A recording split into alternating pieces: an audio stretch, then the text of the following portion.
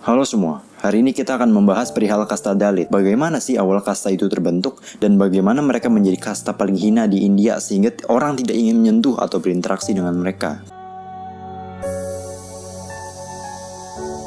Pada 29 September, perempuan 19 tahun meninggal karena luka yang dideritanya setelah diperkosa secara massal oleh sekelompok pria di sebuah lapangan di distrik Hathras, negara bagian Uttar Pradesh, India Utara. Dia adalah seorang Dalit, anggota komunitas yang berada di tingkat paling bawah sistem kasta India. Sementara 4 pelaku yang telah ditangkap dan didakwa dengan pembunuhan dan pemerkosaan berasal dari kasta yang lebih tinggi. Perempuan itu bertahan hidup selama 2 minggu di rumah sakit di Delhi setelah diperkosa pada 14 September yang membuat tulang bagian belakangnya hancur, dan setelah 2 minggu dia meninggal. Polisi membawa jenazah korban ke desanya. Alih-alih diserahkan ke keluarga yang berduka, keluarga korban mengatakan polisi bersikeras jenazah korban dikremasi di sana. Saat keluarga menolak, mengatakan mereka ingin menyampaikan ucapan perpisahan, polisi mengurung mereka di rumah dan membawa jenazah korban ke sebuah lapangan di mana jasadnya dibakar menggunakan bensin. Ini menunjukkan bahwa kelompok kasta yang berada di atas kasta Dalit menunjukkan supremasi kasta mereka dengan kekerasan seksual. Hal ini tidak jarang terjadi di India. Suatu studi yang dilakukan oleh National Crime Record Bureau atau NCRB menunjukkan bahwa ada 405.861 kasus pelecehan seksual terhadap wanita di India, yang 13.237 kasus diantaranya adalah terhadap kasta Dalit dan 3.486 diantaranya adalah pemerkosaan. Dan angka ini bisa saja lebih tinggi dari yang diperkirakan mengingat banyak dari kasus itu yang tidak dilaporkan. 26 April 2019, seorang pria 21 tahun dari kasta Dalit bernama Jitendra meninggal karena dikeroyok oleh sekelompok pria dari kasta atas hanya karena dia makan di tempat pernikahan di depan mereka. Makanan yang disajikan dalam pernikahan itu dibuat oleh orang-orang dari kasta atas, karena di daerah itu orang dari kasta atas tidak ingin kasta Dalit membuat makanan mereka. Jitendra saat itu hanya numpang makan di tempat pernikahan, dan ada sekelompok orang kasta atas yang gak suka akan itu, dan mereka mempermalukan dan memukuli Jitendra. Kemudian Jitendra pun pulang menangis, dan tiba-tiba dia didatangi lagi oleh sekelompok orang dari kasta atas tadi, dan di situ mereka memukuli Jitendra sampai dia terluka. Jitendra pun ditemukan terkapar keesokan harinya di depan rumahnya oleh ibunya. Ibunya membawa Jitendra ke rumah sakit dan Jitendra meninggal 9 hari kemudian. Tetapi keluarga dari orang yang meroyok Jitendra berkata bahwa keluarga mereka tak bersalah dan malah berasumsi bahwa Jitendra tewas karena overdosis obat. What?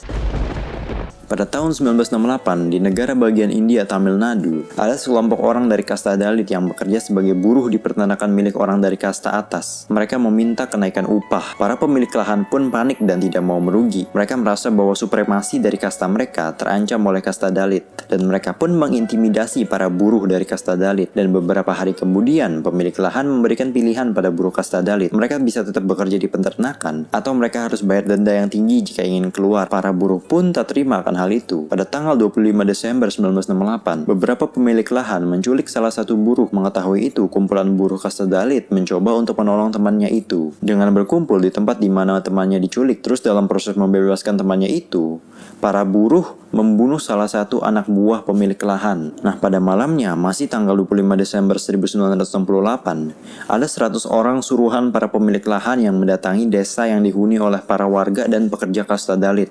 Mereka datang menggunakan truk polisi. Apakah polisi meminjamkan truknya atau emang 100 orang suruhan itu anggota polisi? Saya juga tidak tahu. Tetapi ketika 100 orang suruhan mendatangi desa Dalit, mereka menyerang para warga Dalit tersebut dan menembaki mereka sampai mati dengan senapan. Senapan yang biasa dipakai untuk memburu burung. Anak-anak dan perempuan yang ketakutan ngumpet di rumah mereka, tetapi itu sia-sia. Para penyerang membakar rumah mereka dan banyak yang meninggal. Bahkan ketika ada beberapa anak-anak dan perempuan yang kabur, mereka ditangkap dan dilempar kembali ke rumah mereka yang terbakar. Pembantaian itu sangat brutal dan berhasil menewaskan 44 orang yang tidak bersalah, 16 perempuan, 23 anak-anak, dan 5 pria. Apa tanggapan dari polisi atas peristiwa ini? Saat pembantaian terjadi, polisi tidak ada sama sekali di desa itu. Mereka baru datang setelah kejadian itu selesai. Malah para orang yang selamat dari kejadian itu menuduh bahwa para polisi terlibat dalam pembantaian yang terjadi karena 100 orang yang datang ke desa Dalit menggunakan truk polisi ketika mereka sampai. Yang lebih gilanya lagi, para pembunuh minta perlindungan kepada para polisi tersebut, tetapi pada akhirnya 25 pemilik lahan yang menyuruh 100 orang untuk membantai buruh Dalit ditangkap. Tapi 15 pemilik lahan dinyatakan tidak bersalah oleh pengadilan dan 10-nya lagi ditahan di penjara, dan dalam waktu yang pendek mereka dikeluarkan kemarin. Dan yang lebih gilanya lagi, 22 pekerja Dalit yang membunuh anak buah pemilik lahan yang saya ceritakan tadi ditangkap dan 8 dari mereka menerima masa tahanan. Cerita ini menunjukkan bahwa beberapa orang India kasta atas ingin menunjukkan supremasi mereka ke orang India kasta bawah dan ingin menunjukkan bahwa mereka di atas hukum. Dan pembunuhan dan pembantaian terhadap Dalit itu tidak hanya terjadi pada 1968. Jika Anda lihat Wikipedia, itu banyak banget listnya. Kasus penyerangan, pembunuhan, pemerkosaan yang dilakukan terhadap kasta Dalit jumlahnya banyak sekali. Tetapi yang mungkin dilaporkan sedikit karena orang kasta Dalit takut untuk melaporkan itu. Karena mereka takut akan ancaman pembalasan dari kasta yang lebih tinggi, intimidasi oleh kepolisian, ketidakmampuan membayar suap kepada polisi, atau karena pesimistis pihak kepolisian dapat berbuat banyak. Pihak kepolisian menyalahgunakan otoritas mereka dan mereka melakukan kerjasama dengan kaum kasta atas untuk meringankan hukum mereka atau lepas dari hukum itu sendiri. Pada tahun 2000 tercatat 68.160 keluhan yang ditujukan kepada kepolisian, mulai dari kasus pembunuhan, penyiksaan, kolusi dalam aksi kekejaman, menolak laporan keluhan, dan lain-lain. Pihak kepolisian India menghentikan penyelidikan 62% dari keluhan itu dengan dalih tidak berdasar. Pada akhir 2016, berdasarkan data pemerintah yang dikutip Reuters, masih ada 90% dari 145.000 kasus kriminal terhadap Dalit yang belum naik ke pengadilan. 90%. Menurut dari Biro Catatan Kriminal Nasional India yang dirilis pada 2014 lalu, setiap minggunya ada 13 warga Dalit yang terbunuh, 5 rumah Dalit yang terbakar, 6 orang Dalit yang diculik, dan 21 wanita Dalit yang diperkosa. Artinya, ada satu kejahatan terhadap Dalit setiap 18 menit di India. 65,8% orang dari kasta Dalit berada dalam kemiskinan, dan jumlah itu sangat banyak mengetahui populasi orang Dalit di India mencapai 200 juta penduduk. Mereka tidak boleh memakai pakaian sepatu yang sama dengan orang dari kasta atas. Mereka tidak boleh naik kuda karena naik kuda hanya untuk orang dari kasta ksatria, dan mereka berada di luar sistem kasta di India. Tapi apa sejarah dan latar belakang dari orang kasta Dalit sampai pada akhirnya mereka diperlakukan semena-mena, bahkan lebih rendah dari sapi oleh orang kasta atas?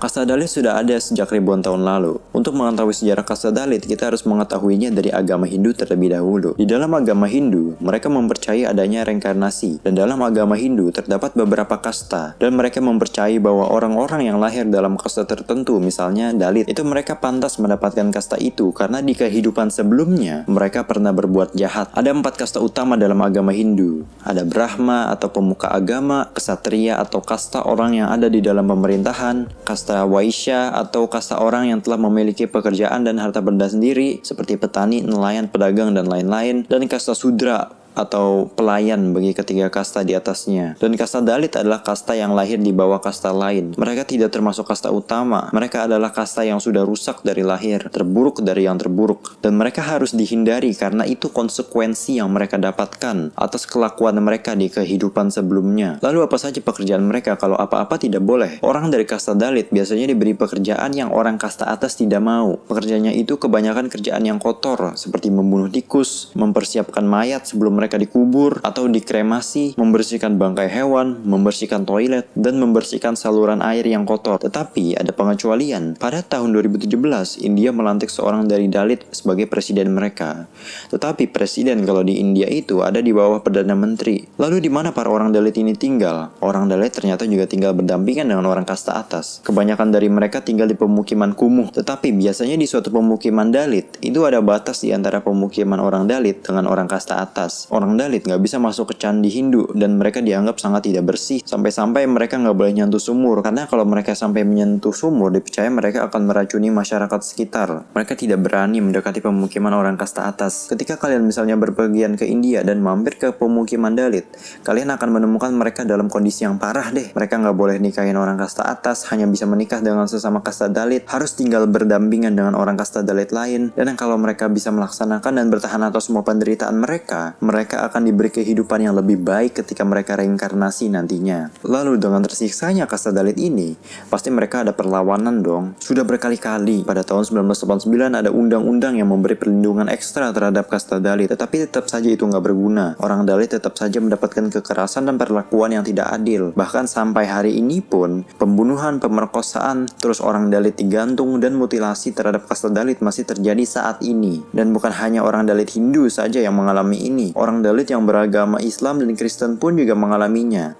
Jadi itulah penderitaan orang-orang kasta Dalit. Sepertinya sekeras apapun mereka ingin berusaha untuk keluar dari penderitaannya, mereka seringkali tidak berhasil keluar dari penderitaan itu akibat pengaruh dari orang-orang kasta atas. Semoga kedepannya ada hukum yang bisa melindungi mereka dengan adil. Hal ini tentu saja membuat kita semua bersyukur tinggal di Indonesia, negara yang tidak menganggap adanya kasta dan semua diperlakukan sama. Terima kasih untuk menonton.